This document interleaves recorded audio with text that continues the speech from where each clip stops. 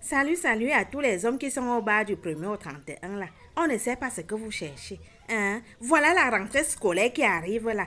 Après, vous allez venir vous coucher ici à l'hôpital, le mal de nez, la tension va me frapper, alors que c'est le foirage qui te dérange. Tu ne sais pas comment tu vas gérer la rentrée scolaire. Hein? Vous croyez que la rentrée se prépare en une journée? Hein?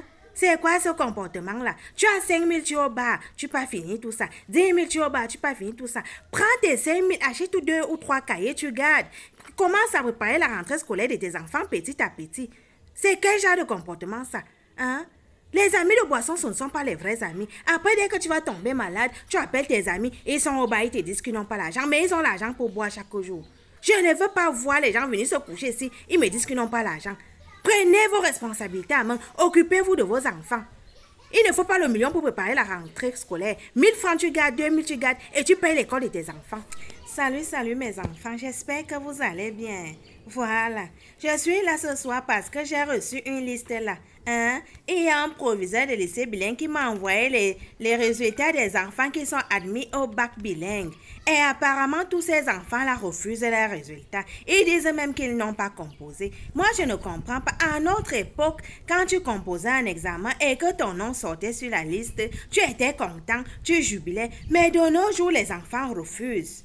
Donc, il est venu me donner la liste de ces candidats-là et il est question pour moi de mettre les choses au clair. Hein? Donc, tous ceux qui sont concernés là, vous savez que votre nom est sorti sur la liste du bac bilingue. Pardon, passez à la clinique demain à partir de 8 h. Je vais inspecter votre derrière. Et là, je dirais, si tu es admis ou pas, arrêtez de vous disputer pour rien. Je suis là pour mettre tout au clair. Je vous attends, hein, mes enfants. Hein? Salut, salut mes filles. Hein? La rentrée scolaire, c'est dans 2 semaines exactement. Hein? Quand vous êtes là, on vous parle, vous ne voulez pas comprendre. Tu accouches avec Jean-Pierre, Paul, Martin. Arrêtez de déranger les pères des gens. Tu ne fais qu'appeler le papa d'autrui. Oh, mon enfant doit aller à l'école. Oh, mon enfant, mon enfant. C'est lui le père de ton enfant. Hein? Lui-même, il a ses enfants qu'il doit envoyer à l'école. Arrête de persécuter le papa pour rien. Si tu ne peux pas payer l'école de tes enfants ou alors aller arrêter les vrais pères de tes enfants, laisse le papa là tranquille. C'est quoi ce comportement-là? Le père ne peut pas se reposer. Tu le persécutes avec les messages sur WhatsApp, les SMS, les appels. C'est quoi? C'est quoi? L'AVC va attraper les papas des gens pour rien. Voilà un monsieur qui est couché là. L'AVC. On ne sait pas pourquoi il a l'AVC. Sa femme pleine ne connaît pas. Alors que le monsieur là sort avec une petite fille qui est en train de le traumatiser. Changez, laissez les papas. Salut à tous les parents qui ont envoyé leurs enfants préparer leur rentrée scolaire en ville. Les filles de 12 à 20 ans maximum. Voilà. Quand elle voyageait, tu as pris 5 000, tu as remis à l'enfant que voilà ton fonds de commerce. Bats-toi. Ce n'est pas mauvais. Mais sauf que tu as oublié de prendre un paquet de préservatifs et donner à l'enfant que prends ça. Mets ça sous ton plateau. On ne sait jamais au cas où. Et discuter avec ta fille parce qu'il y a tellement de pervers en ville. Même au village, il y en a, mais en ville, c'est tellement grave. Voilà. Comme elles sont déjà en train de rentrer, les vacances sont en train de finir, elle va revenir avec 100 000, 150 000, 200 000. Tu seras tellement content que ta fille s'est battue. Elle est brave, elle a beaucoup vendu. Tu oublies qu'il y a les motomans qui ont contribué, les taximans, les tauliers, les mécaniciens, ils sont tellement nombreux. Les papas pervers, ils ont contribué. Et la fille prenait l'argent parce qu'il fallait satisfaire ses parents.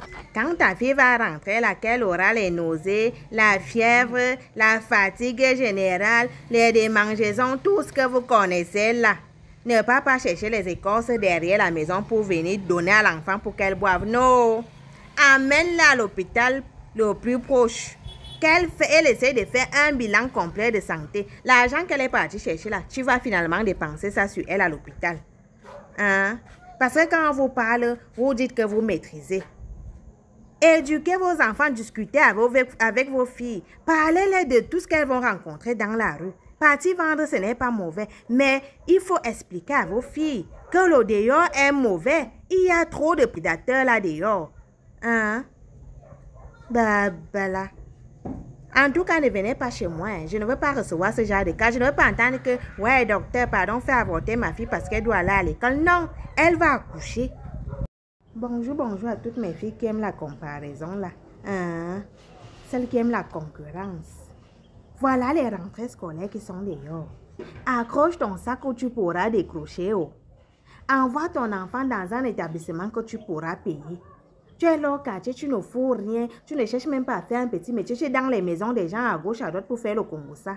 Parce que ta voisine ou ta copine a envoyé son enfant dans un établissement qui coûte cher. Directement, tu envoies ton enfant là-bas sans le consentement de ton mari. Chaque jour, on met l'enfant dehors à cause de la pension. Chaque jour, les moratoires à gauche et à droite, l'enfant va fréquenter comment en étant au quartier. Hein? Le gars qui a eu la malchance de te prendre des maîtres chez lui, il se retrouve dans les problèmes. Tu sais qu'il est débrouillard. Il travaille comme un esclave parce qu'il doit te donner l'argent. Et il a pitié des enfants des gens. Il a aussi une maman. C'est quoi ce comportement-là? Quand demain il va te chasser, tu vas dire, oh, j'ai souffert avec lui. Tu faisais souffrir le gars d'autrui. Bonjour, bonjour à tous les hommes qui ont pris le crédit scolaire là.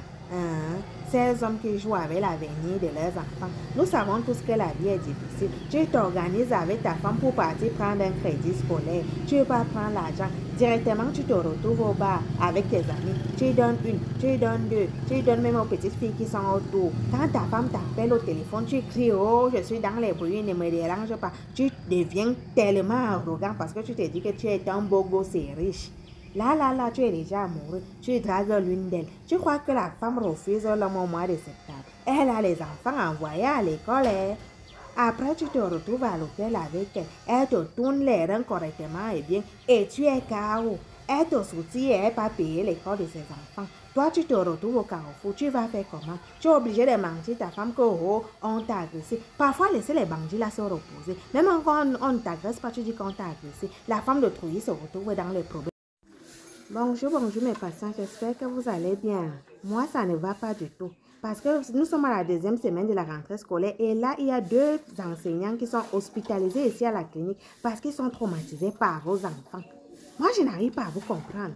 Tu es là quand on te dit good morning en anglais, tu dis seulement je vais bien, ça va. Tu ne connais même pas un seul mot en anglais. Parce que ta voisine, ta copine a envoyé son enfant à l'école anglophone, toi-même tu envoies ton enfant. Dès qu'on donne les devoirs à l'enfant d'aller faire à la maison, tu ne peux pas aider ton enfant à faire ses devoirs. Il rentre à l'école avec ses devoirs-là non faits. Tu n'as même pas l'argent pour chercher un répétiteur qui va entraîner ton enfant. C'est quoi ce comportement-là? Pourquoi vous donnez le travail aux enseignants? Si tu vois que tu ne connais pas l'anglais, envoie ton enfant ailleurs. Pourquoi vous voulez déranger les enseignants? Tu ne connais pas un mot en anglais, mais tu envoies ton enfant à l'école anglophone. Pour dire que mon enfant est anglophone, alors que toi-même, tu ne peux rien dire en anglais. Salut à tous les hommes possédés, les hommes méchants, cruels qu'il y a là dehors. C'est toi qui prends l'enfant d'autrui pour aller faire. Comme elle t'a exigé le préservatif, tu lui montres bien le préservatif que tu enfiles. Sauf que comme elle veut montrer qu'elle est tellement fière ou alors qu'elle meurt de plaisir, alors qu'elle ne ressent rien, elle ferme les yeux. Discrètement, tu enlèves le préservatif. Ou alors tu entres même avec ce préservatif-là. Ça va rester là-bas dedans. Quand tu sors, tu montres comme si tu es sorti avec. Oh, tu as laissé ça dans l'appareil de l'enfant d'autrui. Ça te coûte quoi de dire à l'enfant que comme tu vois là, le préservatif est resté là-bas dedans. Elle vient ici à la clinique faire le PCV. Au lieu que je retire les pertes blanches, je me retrouve en train de retirer les préservatifs dans son appareil. C'est quoi ce comportement ça? Et toi, jeune fille, quand il est conseillé que c'est toi-même qui dois enfiler le préservatif au monsieur là, et quand il sort, vérifie qu'il a retiré ce préservatif, qu'il est sorti avec. C'est comme ça quand on vous enfile les grossesses n'importe comment, on vous bombarde ça à tort à travers. Les maladies sans compter les maladies. Il faut être... Pour mes patients, j'espère que vous allez bien. Voilà, je suis là parce que j'ai vécu une situation sérieuse ici à la clinique ce matin. Il y a une dame là qui a été heurtée par une moto lorsqu'elle allait accompagner son fils à l'école. C'est vrai quand elle est tombée, tout était ouvert, les gens ont filmé, les gens ont commenté. Elle est arrivée à la clinique inconsciente. À son réveil, elle se rend compte qu'elle est complètement nulle. Elle se met en colère, elle se fâche contre nous, elle bavarde, elle me dit du n'importe quoi. Est-ce que c'est de ma faute? Quand vous sortez le matin pour aller accompagner vos enfants à l'école, prenez le temps de vous habiller convenablement. Lave ton visage, enlève le filet sur la tête, porte tes sous-vêtements. C'est quoi cette histoire-là que tu sors avec le pagne attaché ici à la poitrine, où tu as la robe de nuit, tu es complètement nu, tu marches, ça balance derrière. C'est pour séduire les autres parents d'élèves ou bien de séduire les maîtres. Habillez-vous convenablement. Faites aussi honneur à vos enfants. Les enfants ont honte de vous, mais ils ne peuvent pas vous le dire. Deux fois là qui est maintenant venu nu, tout le monde a filmé. Bonjour à toutes mes filles qui ont la calculatrice à la place du cerveau là. Voilà, parce que quand vous êtes là dehors, vous calculez tout et pour rien. Dès qu'une fille tombe enceinte, parce qu'elle a au moins 5 ou 10 garés, dès qu'elle constate qu'elle est enceinte, là, elle commence à calculer. Elle regarde Jean-Paul, Pierre, Martin. Elle regarde la personne qui est dans une bonne famille. Même si c'est l'homme marié, s'il a beaucoup d'argent, directement, elle accuse le monsieur que c'est toi qui es le père de mon enfant. Elle commence à s'agripper sur le monsieur que c'est toi le père de mon enfant, c'est toi le père de mon enfant. Le père d'autrui commence à assumer une paternité qu'il ne connaît même pas la provenance. C'est quoi ce comportement-là? Hein? Vous ne pouvez pas donner les enfants à leur vrai père. Il y a des jeunes garçons là qui sont responsables, ils peuvent s'occuper de ces enfants-là. Et tu ne connais même pas l'avenir de ton petit gars que tu as là maintenant. Arrêtez ça. Arrêtez ça. Donnez la paternité au véritable papa. Bonjour, bonjour à toutes mes filles qui conçoivent chaque jour et qui accouchent avec des hommes différents là. Tu n'as même pas encore 30 ans, mais tu as déjà 4 à 5 enfants. Hein? Et tu accouches ces enfants-là avec les hommes différents. Dès que tu trouves un homme là, tu t'agrippes dessus, directement tu conçois, tu accouches. Vous croyez que ce sont les enfants qui font le mariage? Arrêtez ça. Comporte-toi bien, que l'homme t'étudie, toi-même tu étudies ton homme et là vous allez vous marier. Tu as hier tes 4 enfants, 5 enfants, vous croyez que c'est un homme va sortir d'où pour venir prendre le chemin de croix, les mettre sur son dos, qui dit que c'est sa femme, pour s'occuper des enfants des gens. Les hommes mariés, tu conçois. Les voyous, tu conçois. Chaque jour, tu enseignes. Hein? C'est quel comportement ça? Il faut arrêter ça. Ce n'est pas l'enfant qui fait le mariage. Arrête de concevoir à toi à travers. Il y a les méthodes contraceptives. Utilise les préservatifs, les pilules. Tu es là, full contact avec tout le monde. Tu cherches quoi? Mais patients, voilà la fin d'année qui arrive. Et nous savons qu'en fin d'année, il y a les cassations des réunions. Donc, où tu es là? Si tu sais que tu dois l'argent dans ta réunion, commence déjà à chercher l'argent là, il va rembourser. Je ne veux pas voir quelqu'un venir se coucher ici à la clinique, soit disant que Doc, s'il te plaît, dis que je suis malade. S'il te plaît, Doc, fais-moi un faux certificat médical. Je ne suis pas dedans. Quand on te prêtait l'argent là, c'était avec bon cœur, avec sourire. Remets cet argent aussi avec bon cœur et avec sourire. Arrêtez de traumatiser les gens dans leurs réunions. Ne mettez pas les gens en difficulté en fin d'année. C'est quoi ce comportement-là? Même s'il faut aller faire les bibouans, les bambas, vendre même les choses chez toi pour payer l'argent d'autrui, fais-le. La réunion ne connaît pas la maladie, la réunion ne connaît pas la mort. Donc si tu dois l'argent, paye maintenant. Hein? Tu ne peux pas aller prêter 1 million alors que tu n'as pas 100 000 francs sur toi. Pourquoi vous voulez vivre au-dessus de vos moyens? Je ne veux pas voir les gens venir se coucher. Nous savons qu'aujourd'hui c'est vendredi, c'est le week-end. Voilà, les gens vont voyager pour aller en mission qui n'existe pas, aller dans les deuils au village, les cérémonies, les réunions et tout ce qui va avec. Voilà, donc ce que je viens vous dire, c'est que quand tu vas partir caler à l'hôtel, évitez mon numéro de grâce. Je ne veux plus subir ce genre de calvaire. Hein? Quand tu vas avoir ton pénis captivus là, cale là-bas à l'hôtel, ne m'appelle pas.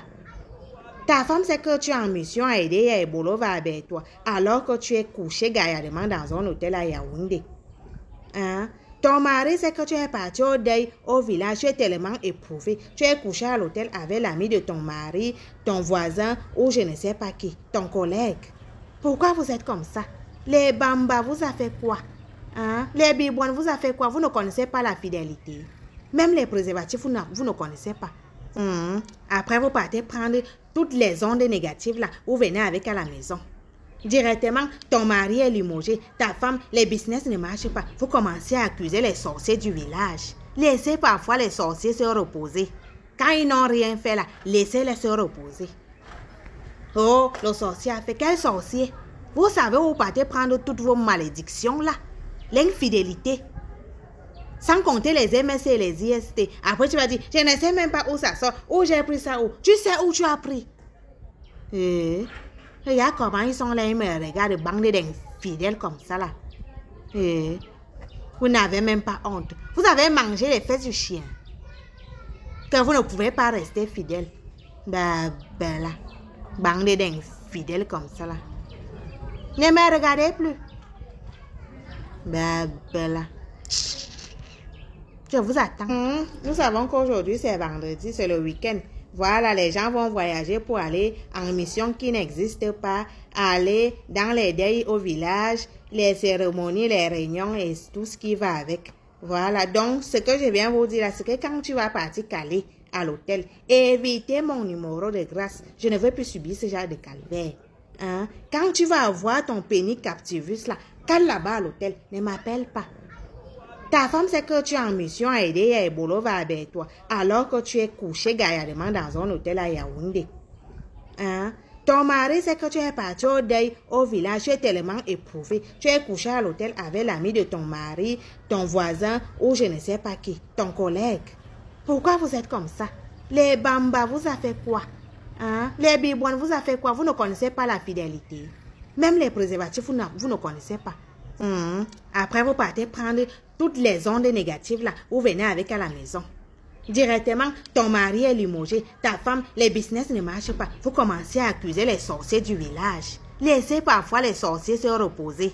Quand ils n'ont rien fait là, laissez-les se reposer.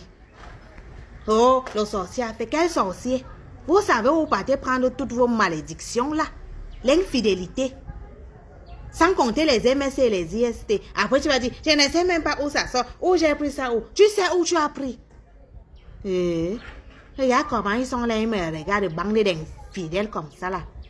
Vous n'avez même pas honte. Vous avez mangé les fesses du chien. Que vous ne pouvez pas rester fidèle. Ben là. Bande d'infidèles comme ça là. Ne me regardez plus. Ben là. Je vous attends. Salut mes patients. J'espère que vous allez bien. Voilà, nous savons que nous sommes déjà en novembre et les Mbenguis sont déjà en train d'arriver au pays parce que les gars sont en train de fuir le froid qu'il y a là-bas. Mais parce que le froid n'est ripé. Il ne vient pas parce qu'il t'aime trop bien par amour. Non, il est en train de fuir le froid.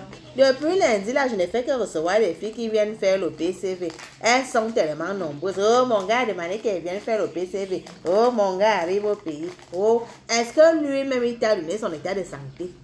Hein? Il a fait sa part de bilan de santé. Mais toi, tu cours, tu viens parce qu'il t'a envoyé. Là. Tu sais qu'il a combien de filles dans la liste? Tu sais qu'il a programmé combien de filles? Tu es là avec ton beau petit gars ici qui se bat. Tu vas l'abandonner ces jours-ci parce que le gars est venu de Béni, il t'a dit qu'il va t'épouser. Il a au moins 10 filles qu'il a promis le mariage. Mes filles changées. Comme les gars là viennent, non, les reins sont pleins.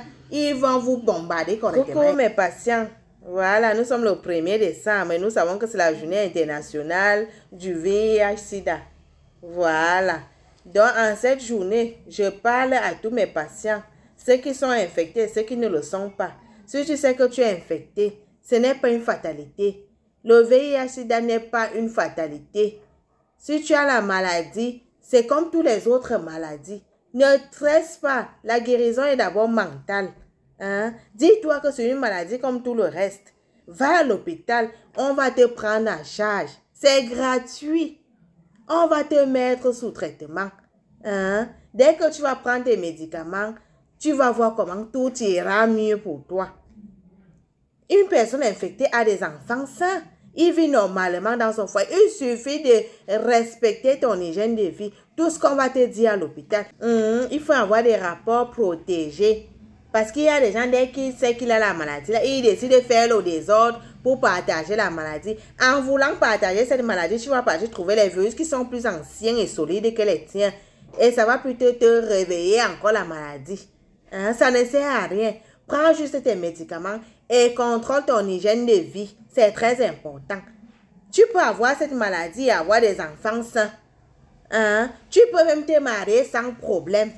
Il suffit de dialoguer et de savoir comment te comporter, s'il vous plaît. Ce n'est pas une fatalité. Ce n'est pas synonyme de mort. Les gens vivent des années avec ça. Donc, et ceux qui savent que telle ou telle a la maladie, arrêtez de les marginaliser. Ce n'est pas une maladie qui se vole au marché. Non, ce n'est non plus une maladie de la honte. Arrêtez ça. En cette journée, je m'adresse à vous. Arrêtez ça. Et toi qui es en santé, ou alors toi qui te dis que tu es en santé, parce que nous avons peur d'aller à l'hôpital, il est très important d'aller se faire dépister tous les 3 mois ou au maximum tous les 6 mois. Hein? C'est important de savoir au moins son état sérologique. Pourquoi est-ce que vous avez peur? Mieux tu connais que tu es malade ou alors que tu es en bonne santé et comme ça tu sauras comment tu vas marcher. Je m'adresse à vous, vous les petites filles là, les jeunes garçons. Allez à l'hôpital. Faites-vous dépister, c'est très important. Si vous êtes malade, on va vous prendre en charge le plus rapidement possible avant que la maladie ne commence à faire ses dégâts. En cette journée, je m'adresse à vous. Le sida n'est pas une fatalité. C'est une maladie comme toutes les autres. Protégez-vous, vous qui êtes encore sain. Quand vous n'êtes pas sûr de votre partenaire sexuel, protégez-vous. La maladie ne se lit pas sur le front. Coucou mes patients, j'espère que vous allez bien. Voilà. Je suis comme ça au laboratoire, je suis en train de faire les examens des filles là. Je regarde les bêtes blanches et autres. Vous savez que les Mbenguis sont en train d'arriver au pays. Certains sont même déjà là. Depuis le matin, j'ai reçu au moins 10 filles qui sont venues faire leur PCV. Je ne comprends pas comment les gars là vous envoient faire les PCV. Est-ce que vous-même vous connaissez leur état de santé?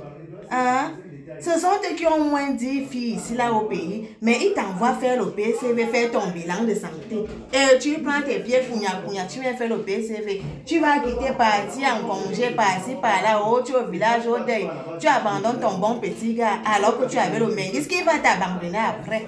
Depuis le matin, j'ai reçu au moins 5 ou 6 filles ici là. Elles sont nombreuses, elles viennent faire les PCV. N'est-ce pas, vous êtes arrivés? Des malhonnêtes comme ça, c'est pas tous qui sont malhonnêtes, mais certains sont